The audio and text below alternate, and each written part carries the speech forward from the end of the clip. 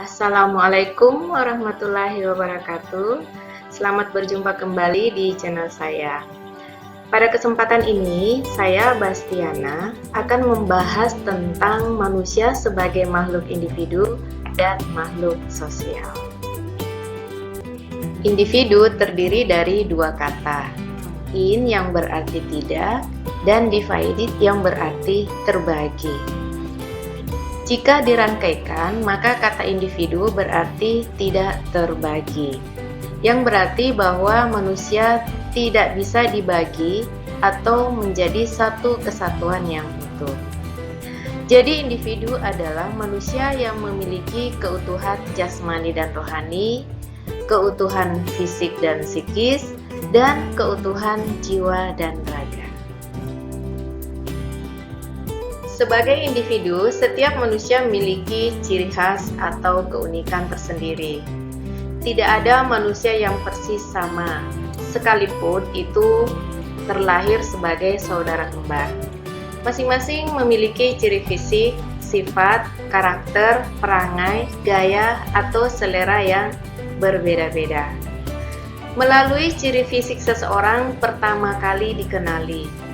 Ada yang gemuk, ada yang kurus, ada yang langsing, ada yang berkulit putih, berkulit kuning, berkulit sawo matang, bahkan ada yang berkulit hitam.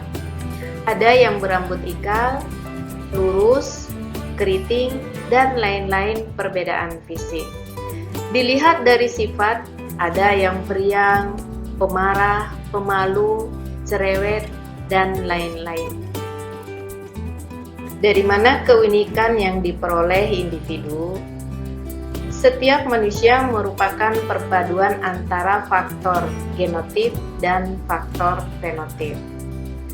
Faktor genotip adalah faktor yang diperoleh individu sejak lahir, atau faktor yang diturunkan oleh kedua orang tua. Sedangkan faktor fenotip adalah faktor yang diperoleh individu dalam lingkungan, baik itu lingkungan fisik maupun lingkungan sosial.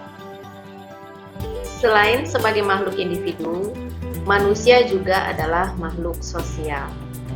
Selama manusia hidup, ia tidak akan terlepas dari pengaruh masyarakat, baik di rumah, di sekolah, maupun di lingkungan di mana ia berada. Oleh karena itu, manusia dikatakan sebagai makhluk sosial, yaitu makhluk yang di dalam hidupnya tidak bisa terlepas atau melepaskan diri dari pengaruh manusia lain. Manusia dikatakan sebagai makhluk sosial karena manusia mempunyai dorongan untuk berinteraksi. Ada kebutuhan untuk mencari teman atau kawan yang biasanya dilandasi oleh persamaan ciri atau kepentingan. Manusia tidak akan bisa hidup sebagai manusia kalau tidak hidup di tengah-tengah manusia lain.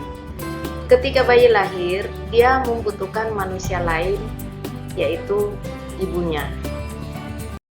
Dalam konteks sosial yang disebut masyarakat, setiap orang akan mengenal orang lain. Oleh karena itu, perilaku manusia selalu terkait dengan orang lain.